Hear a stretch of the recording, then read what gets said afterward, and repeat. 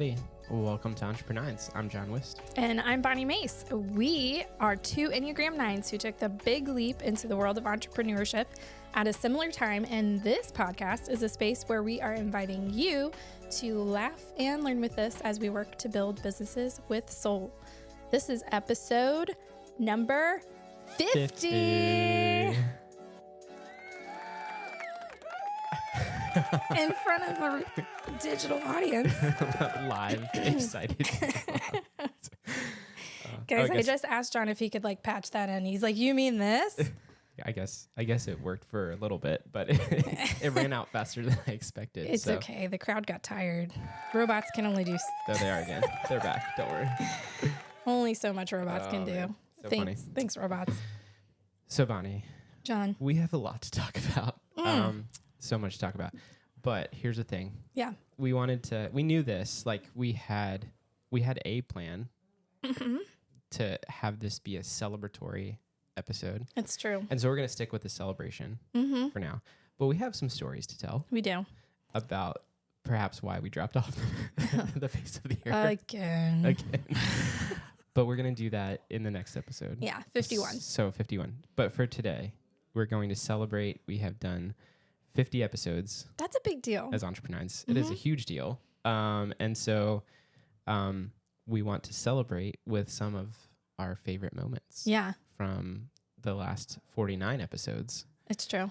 So that you can celebrate with us. It's true. So where do you want to start? Well, one thing that I was just thinking about before we start is how we have a culture of celebration here on EntrepreNines.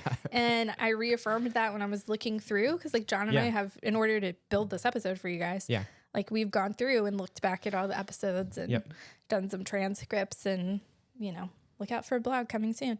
And what I was laughing about is episode 6. We're episode 6, that's such a big deal. Most people don't make it past 7. 7's going to be a big deal. And then we went to 7. We're like, oh my gosh, we did it 7. Most podcasts fizzle out at 7. Yeah. And then we got to episode 10 and we were like, oh my gosh, episode 10. We did 10 episodes. So we do this a lot. We do this a lot. But we haven't done it in a while. We have not. We have not. And celebration. You know what? I'd like to think that just there was some divine intervention in helping us to actually take the time to maybe do this one right. Because, which we can talk about, but I think knew we wanted to celebrate. We didn't know how we wanted to do it for a long time. Yeah. And we were trying to discover what that might look like. And look at that. We didn't even need to really make the time to do it because, there's other circumstances that created the time for us to be able to figure this out. So Summer 2024 coming to next episode. Okay. So we're going to highlight in 3 categories. We kind of went through and decided there were 3 areas we wanted to focus on that we love. Yeah. And the first category is good lessons. Good lessons. Good lessons. You know what? We actually have good things to say. We have good things to say. Our voice matters. And for all you 9s out there, so does yours. Your voice matters.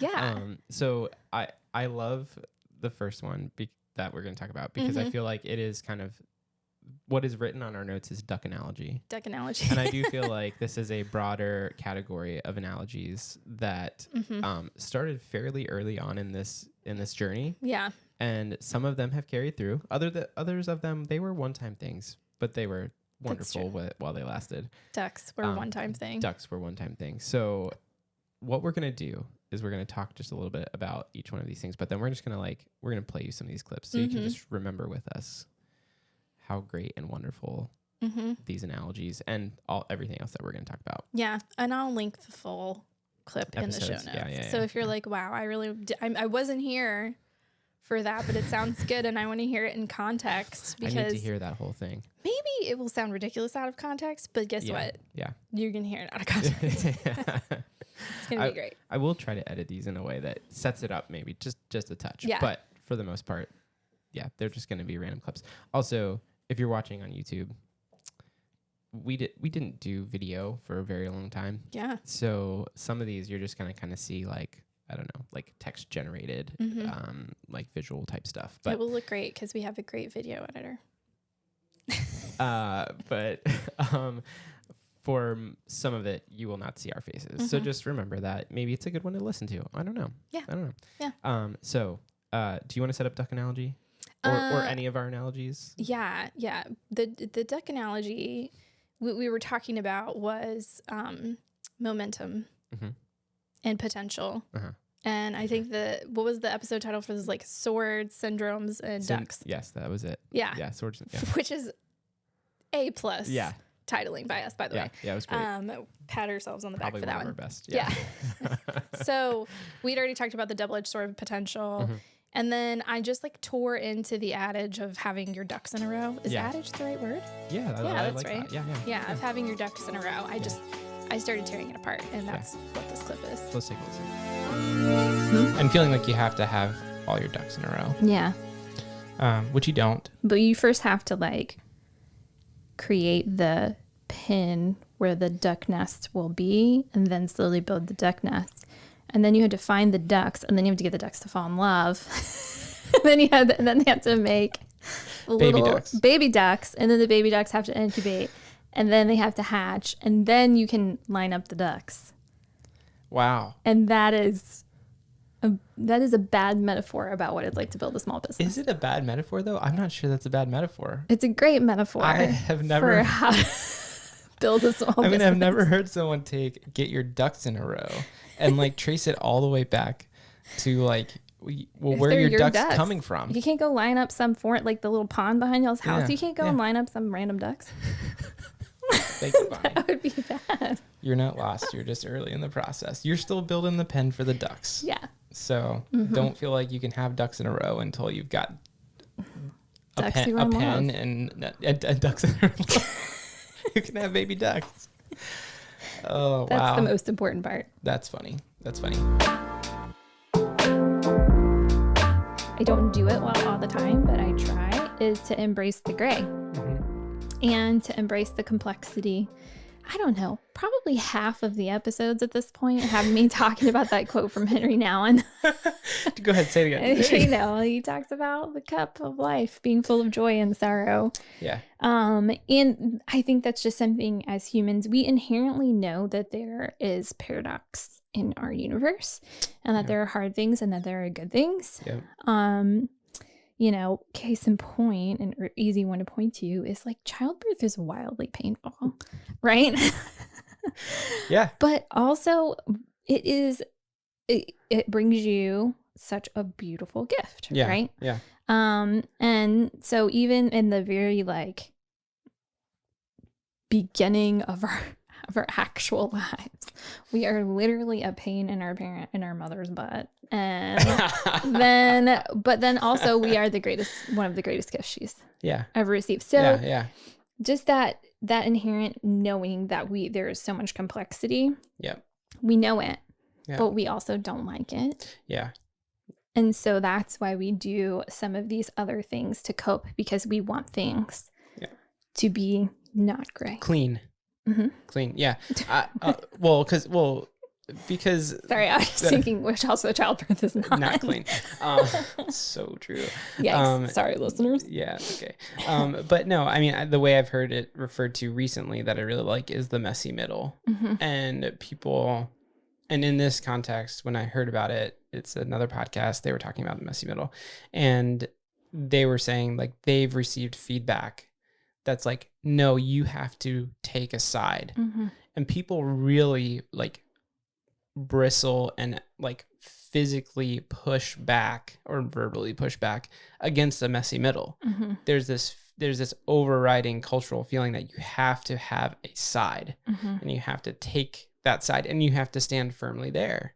And I think we both, and again, it's probably somewhat of our personality of nine-ness. It's also probably I'll say this, rooted in other things, but growing nine-ness, because average nines, we like clean stuff too. Sure. Okay, good. Thanks. You're welcome. That was very encouraging. We're growing. That's good to know. But yeah, just the fact that like that again, and I don't think that's how this world was made to work or created, was that there was always sides. You know, I think that there's meant to be a messy middle because that's where the human lies. That's where the soul is somewhere in the messy middle. Yep. And so, you know, embracing that gray, it's funny because like I've been meeting with a guy for a long time now. I mean, you know, that I've been meeting with a guy for a long time now, just kind of one-on-one, and we just have conversations and read books together. And one of the cool things that we've seen kind of progress over time is both of us growing more in our embracing of gray, because we're talking about all sorts of stuff. And it's like, these are things that, you know, probably on a cultural level, we're expected to have a position on. And yet we're discovering that those positions are not clean to begin with, and that it's okay for us to see the nuance and see the gray in every position that's out there. And yeah, it's just kind of cool. Yeah. And so before we start recording, like we're back on the river. John was, he's working the river analogy. I'm working this thing hard. And because like, I think what we're kind of hinting at is like the easy way out, or like the comfortable way out. And I had this like epiphany as we were sitting here of like, you talked about before as nines, like we're on a boat. Like we're not just like, our bodies aren't just like floating in a river, right? Like we're on a boat. Yeah. Like nines need a boat. We probably need a boat. We need a boat. You could do an inner tube, but it might not always be safe. Right. Yeah. So we need a boat. So, so like having this idea that like, well, if I just pull like I'm in the rapids, if I pull over to the side of the river and hop out, and there's another river, and I'm just going to throw my boat in there because that looks calm. Like that's a comfortable, easy choice to make. But it's not like, it's not looking down the river and noticing that like this river also has rapids. Yeah. And so like what I was saying is basically, I feel like part of this process of starting a business, owning a business, running a business has been like adding tools to my boat or reinforcing my boat to better weather the things that are going to come at me on this river, whatever they are, versus, oh my gosh, I'm not making money. I need to find a job. I'm going to pull my boat out of this entrepreneur river and go just get a job again. Because those like, that's a like a knee-jerk reaction, and it's not taking into account the things that were not just money or work related that led to this decision. Right. To start a business. And I think that goes back to like the second part of this definition, which is falling asleep to your passions, abilities, desires, needs, and worth by merging with others. That's the easy way. And really what like the core weakness of sloth for a type 9 really comes down to is we lose ourselves so easily. And so, and this is where I see my struggle the most in my business is like, what do I want? Yeah. I have no idea. So it feels easier to like take your analogy. It feels easier to find a different river because maybe I'll figure out what I want on that one. When forgetting that I had done some work down the line to decide like this is the path for me and this is what I need to do and I need to stick this out because there is something down there that I'm desiring that I want. And if I stick with it, I will get there. But I forget what it is. I think that it's not necessarily like I get what you're saying. I think it's you get distracted by all the little things that become a little overwhelming to you in the moment, right? Yeah. And it takes your eyes off of that thing. Yeah. So if you think about it this way, like another analogy I've heard for nines is that like we struggle with a fog basically. And so if we let's really wear out this river analogy. If everybody's on a river, like everybody else can see what they're after. And for whatever reason, we are in a misty bog of a river that there's just fog constantly. And you're like, I'm not sure what it is I'm paddling for. I'm going to have to work extra hard to like remember, to just remember that, or to feel convicted about that. And then somebody else is like, over here, I can see my destination and there's room for you. Like, come on. Yeah. Come on over. And we're like, great. Oh, sweet. You did that work for me? Yes. Okay. All right. My river is foggy. Like, I don't know what is going on. Yeah. I think river analogies are one of my favorite, and I'm sure they'll come back up at some point. Like, they are recurrent. Yeah. Ooh. Oh, that was so funny. I didn't even mean it. Bonni. See, it's happening already. It flows out of us, John. Oh my gosh. So, and I've mentioned this to Bonni multiple times. Like, we need a t-shirt with, we just have to figure out like what phrase best works like for a t-shirt for one of these, but like the double-edged sword of potential, like I could see that becoming like that's pretty good. Yeah, that could, but something water flow river related, like I think that could be really good. Anyways, just thoughts. We'll figure that out. We'll figure it out. We'll figure that out. Okay. We have 2 series that we've stuck with on the podcast in these 50 episodes. It's something we want to do more of. We're going to start planning more. It's going to be great.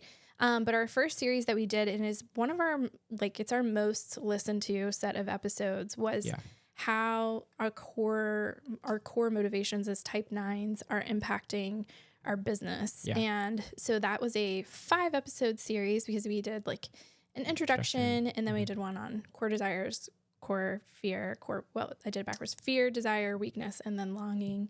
And that's where the river analogy clip actually. Some of that came from. Some of that comes in there, And we rode that analogy pretty hard during that series, but it was a great series, and we had a lot of fun doing it. So absolutely, yeah. And obviously, the other series that we're talking about is basically our interview series, which has actually kind of changed and adapted as we've gotten better at doing this. I think, true. Like, we have always kind of wanted to do a deep dive on a number before we talk to that person. But I think like we found a opportunity there also to do some more kind of reflecting on what that person brought to the table after the interview. And so that's kind of created these little mini series of like a deep dive on a number, an interview with somebody who is that number, and then a reflection of what they've taught us through their interview. And so we have, let's see, we talked about this, and now I'm going to do it on the fly. We've done 1s, 9s, 2s, 4s, and 7s, correct? And so this is just going to be a couple clips from each one of those, just of our favorite moments from each one of those, because I think they all have their gems, and we will definitely link them because they're all great in their own like set aside interviews themselves, which we totally go listen to them. Yeah. But these are just some of our favorite moments from each one of those.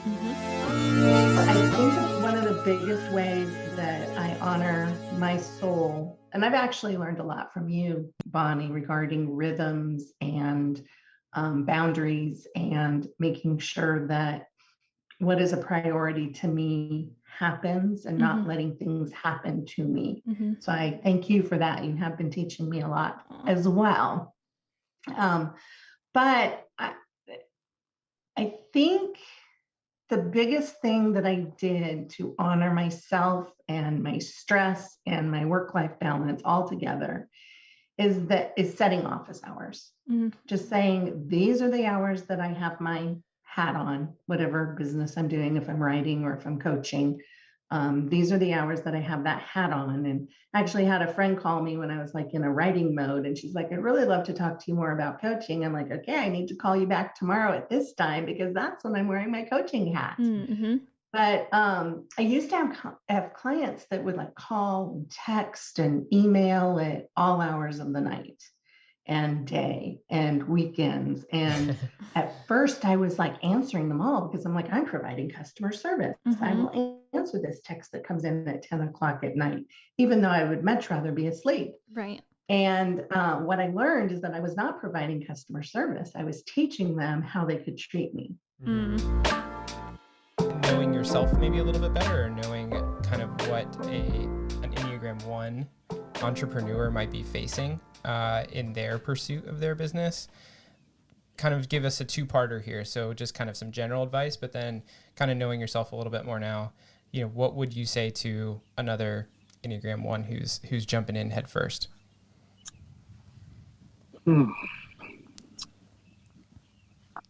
Well, I think I already touched on a few things earlier that are just huge, that have made a massive impact on my life. And I think one is expectations, right? I talk about expectations with my patients, but I think it's essential to have expectations for yourself and for your business. I tend to set very high expectations for myself, and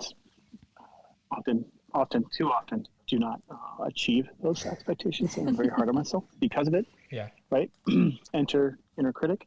But I think having realistic expectations. I've done a lot of work on myself, but what I can say is this: so many of us do not trust ourselves. Yeah. Like we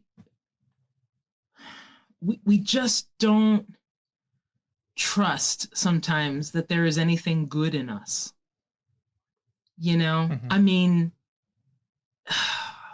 it's hard to put language to this. Yeah. But I think the key to developing some of your inner wisdom is knowing that you can trust yourself, right? Knowing that you're not all knowing, nobody is. However, most of us that are experiencing any kind of success, and you all probably know this as entrepreneurs, you have to be able to trust your inner guide, right? No matter what the outcome is, you can't control the outcome. All you can control is, how do I engage with this? How do I think about this? What's the decision that I'm going to make? And I feel like I'm learning this every day. I've certainly gotten better at it over the last several years, but you have to trust yourself and see what happens. And make sure that once you succeed, that you don't undo the learning and the practice that you just did, because the people around you are still responding to you in the old version of you.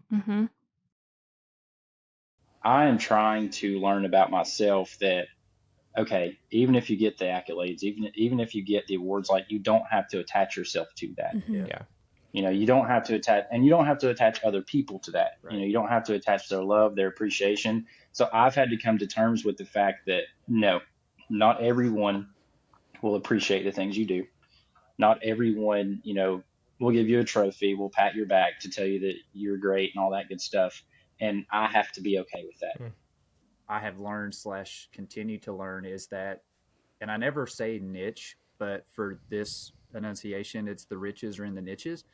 The riches are not in the niches. So but the riches are in the niches. And so that's really scary when you are starting something, because you immediately are like alienating potential buyers, right? Like in the video world and the photo world, it's like, oh, if I can show that I can do everything, then everyone will need my services.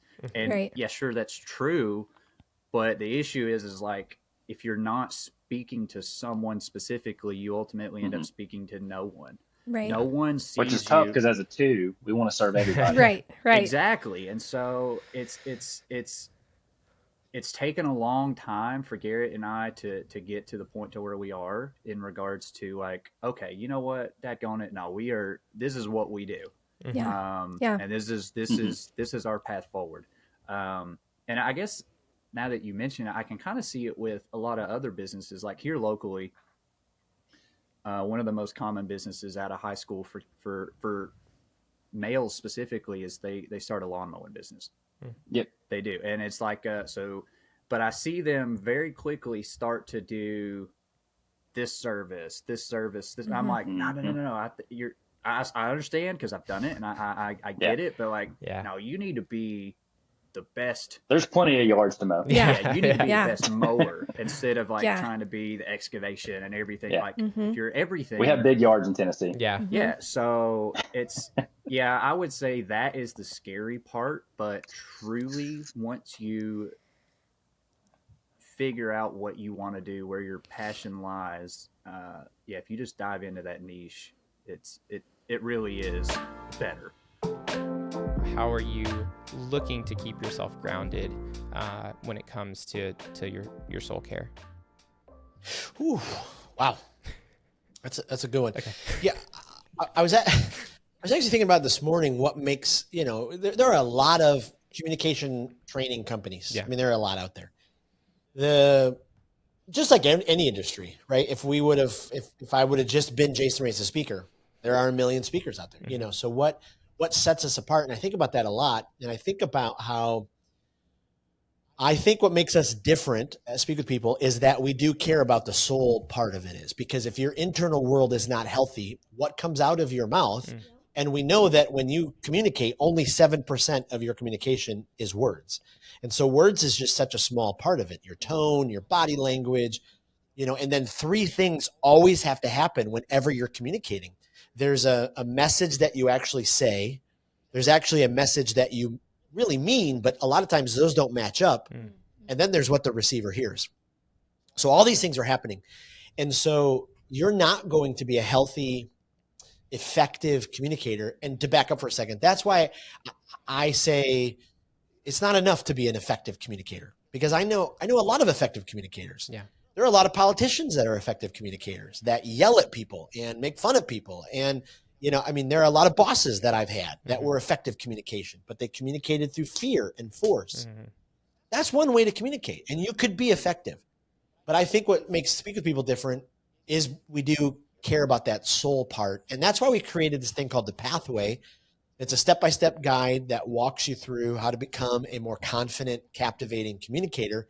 And the first 4 steps is all internal world stuff. It's all making sure you're healthy.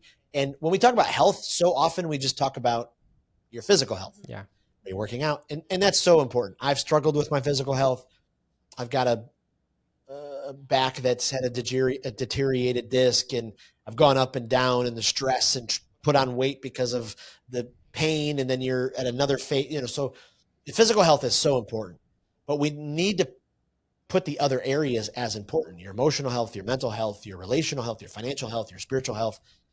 All of those areas together make up your soul. And so, we need to make sure that we do that. So I think Speak With People is a little different because, we're teaching that internal side. When people do coaching with me, they're expecting right away to jump into the how to use your hands when you communicate, how to use your voice inflection. And I start right in your health, and, I used a great question from Dr. Henry Cloud. Have you ever asked people, what's it like on the other side of me? And they're like, what does this have to do with communicating? I'm like, trust me, your communication, if it's unhealthy, all you're doing is putting up a wall. Yeah. Whether you're just one-on-one, on a team, on a stage, on a screen, if you're continuing unhealthy communication, you're just putting up a wall, and your message is not going to get through. All right. If you are a person we've interviewed and you're listening again, like John and I have thanked you, but we cannot thank you enough. I think the depth and wisdom that we have had coming out of the people being willing to be interviewed in this space has been amazing. And it makes me feel like we know some really great people, by the way. We do. And just like we're surrounded by brilliant people. Yeah, we do. I really take to heart not being the smartest person in the room. It's very important. But to wrap things up, we wanted to, this is not a serious podcast. No. I mean, I hope by episode 50, you understand that. I hope that by episode 50, you understand that. Yeah. It is an authentic podcast, and something that is authentically true about both myself and John is that we're goofy people. And if that's not hitting home by now, I'm sorry. Maybe you're skipping our Stuff We Love and Struggles Real episodes. Yeah. Which is not a good way to live your life. Go back and listen.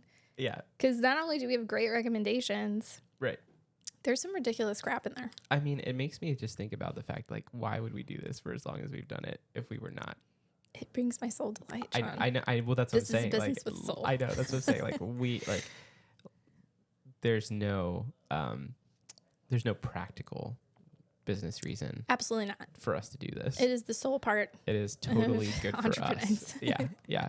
And we've talked about that too, about how, like, when when we do have like these breaks, how when we come back, like this is rewarding to us. So, yes. So these are some other reasons why this is rewarding to us, and that is because we're nuts. It's because we're nuts, guys.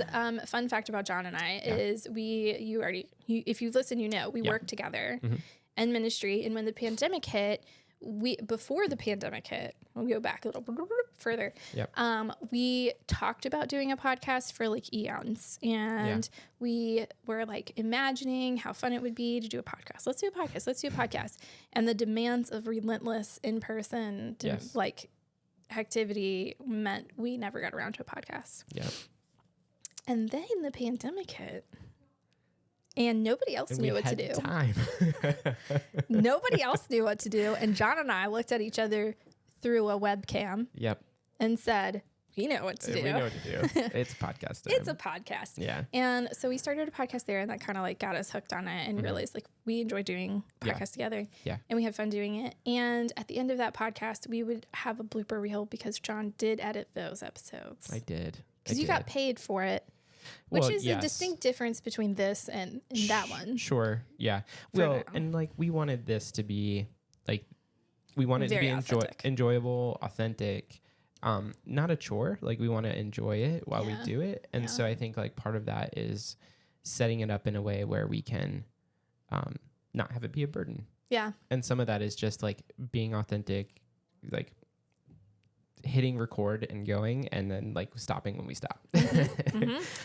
But yes, I did. I was paid to edit that. You were paid to edit that one. But then the blooper reels were fantastic. So we're bringing that back for some of the most funny moments. Yes. From the 49 episodes we've done so far. So have a listen and a laugh. Oh wow, delivery. Oh my goodness, guys, delivery. Live and in person. My husband has brought us a donut that we will not chew for you. Donuts for podcasters. Thank you, Mark. You're welcome, everybody. Happy opening day. Oh, wow. He just busted right in. He just let himself in. That's so funny. Opening day is it? I own this house. The problem when your podcast studio is in the middle of a house. The Mace families are big opening day fans.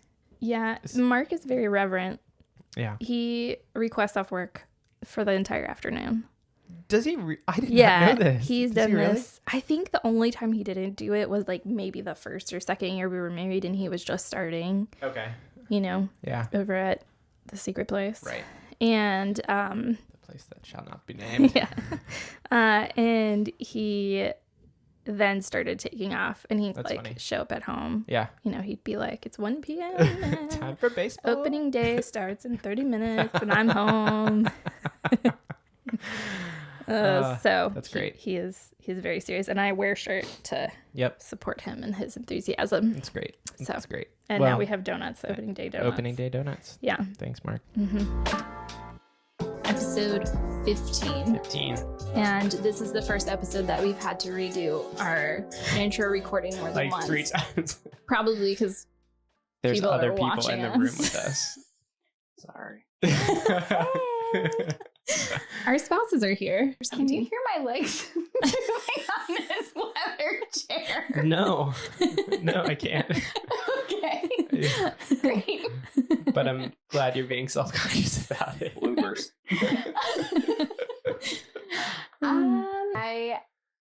That moment and somewhere around 4 weeks postpartum from with our first kid are the 2 moments in my life that I have been the most attracted to John with. Like there was some strong hormone.